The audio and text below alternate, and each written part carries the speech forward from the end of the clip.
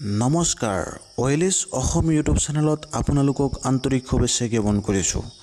মৰমৰ প্ৰিয় ভিউৱাৰ্ছ সকল, আজি মই আপোনালোক সকলৰ কাৰণে এটা ইন্টাৰেষ্টিং আৰু গুৰুত্বপূৰ্ণ খবৰ লৈ আহিছোঁ, যিটো আপোনালোক সকলোৱে শুনিলে ইম্পসিবল লাগিবও পাৰে, কিন্তু এই ভিডিঅ'টো আপোনালোকে সম্পূৰ্ণ শুনিব।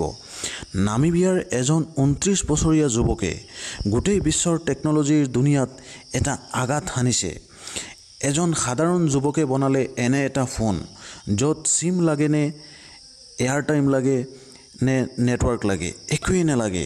এইগৰাকী সিমন পেটাৰ্ছে যিজনে সিম আৰু মোবাইল নেটৱৰ্কৰ অবিহনে ফোনৰ জৰিয়তে কথা পাতিব পৰা এটা ব্যতিক্ৰমী আৱিষ্কাৰ কৰি দেখুৱালে। সিমনৰ এই আৱিষ্কাৰ কোনো খেলা বা খেলনাৰ দৰে নহয়। এই ফোনে সিম নোহোৱাকৈ, নেটৱৰ্ক নোহোৱাকৈ আৰু কোনো ৰিচাৰ্জ নকৰাকৈ ফোন কৰিব পাৰিব। শুনিবলৈ অবিশ্বাস্য যদিও লাগিছে, সেয়া কিন্তু সত্য। এই ফোনে ৰেডিঅ' ফ্ৰিকুৱেঞ্চি RF টেকনলজি ব্যৱহাৰ কৰে, যি এনেদৰে বায়ুত সংযোগ সৃষ্টিৰে কাম কৰে, যেনেকৈ ৱাকি টকিবিলাকে চলিছিল, কিন্তু ই বহুতো উন্নত আৰু আধুনিক কৰিছে।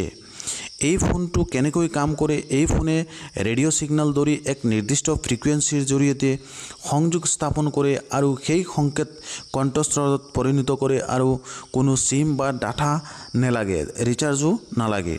এই ফোনটোৱে ভিডিঅ' কল, কেমেৰা, ৰেডিঅ' চালনৰ সুবিধাও ৰাখিছে সিমনে। এইটো কোনো সাধাৰণ প্ৰজেক্ট নহয়, ই এটা সম্পূৰ্ণ কাম কৰা মোবাইল ফোন। সিমন নামিবিয়াৰ গাঁও অঞ্চলত জন্মগ্ৰহণ কৰা এটা 29 বছৰীয়া ল'ৰা। উন্নত সঁজুলি আৰু পুৰণি টেকনলজিৰ সুবিধা নাথাকিলেও তেওঁ নিজে শিকি এই আৱিষ্কাৰৰ পথত আগবাঢ়িছিল। তেওঁ আগতে পুৰণি পাৰ্ট লৈ টিভি বনাই খবৰত আহিছিল, কিন্তু দেখুৱাই যে তেওঁৰ উদ্ভাৱন আৰু ইচ্ছা বহুত আগৰ পৰা বৃদ্ধি পাইছে। বিশ্বৰ টেলিকম ইণ্ডাষ্ট্ৰীৰ মুঠ মূল্য হৈছে 4 লাখ কোটি টকাৰো অধিক। কোম্পানীসমূহে সিম, ডাটা আৰু ৰিচাৰ্জ বিক্ৰী কৰি হাজাৰ হাজাৰ কোটি টকা উপাৰ্জন কৰে। সিমনৰ এই আৱিষ্কাৰে সেই ব্যৱস্থাকেই প্ৰশ্নৰ সন্মুখীন কৰি তুলিছে। গতিকে আপোনালোক সকলোৱে এই খবৰটো শুনি পেলাই বৰ আচৰিত যেন লাগিছে বুলি ভাৱনা কৰিছে বা চিন্তা কৰিছে নেকি? ভিডিঅ'ৰ তলত আমাক কমেণ্ট কৰি জনাওক। যদি বিনামূলীয়া স্বাধীনভাৱে কথা পাতিব পৰা যায়, তাৰ অৰ্থ হৈছে গাঁও চহৰৰ লাখ লাখ মানুহ সহজতে টেলিকমৰ সুবিধা পাব পাৰে বুলি আমি ধাৰণা কৰিছোঁ এই খবৰটো শুনি পেলাই।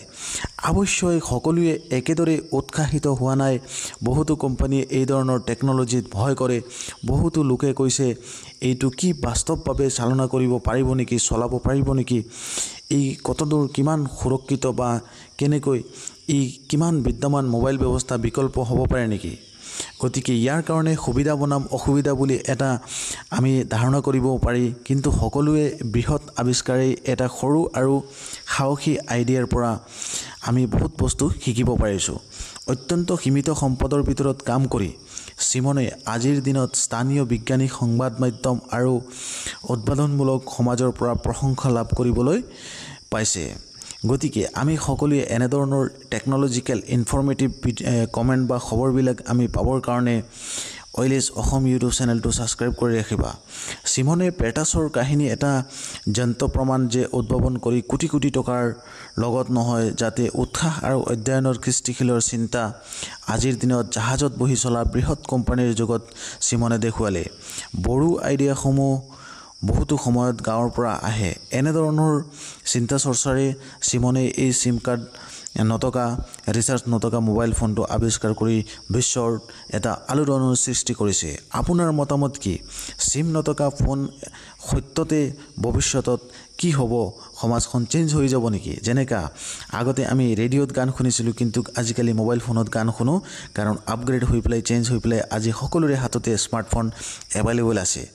লাইক কৰক এই গুৰুত্বপূৰ্ণ খবৰটো শুনি পেলাই, আৰু শ্বেয়াৰ কৰি সকলোকে জানিবলৈ সুযোগ দিয়ক। হয়তো ভৱিষ্যতে আমি এনেধৰণৰ ব্যৱস্থাও আমাৰ হাতত আহিব পাৰে অতি সোনকালে।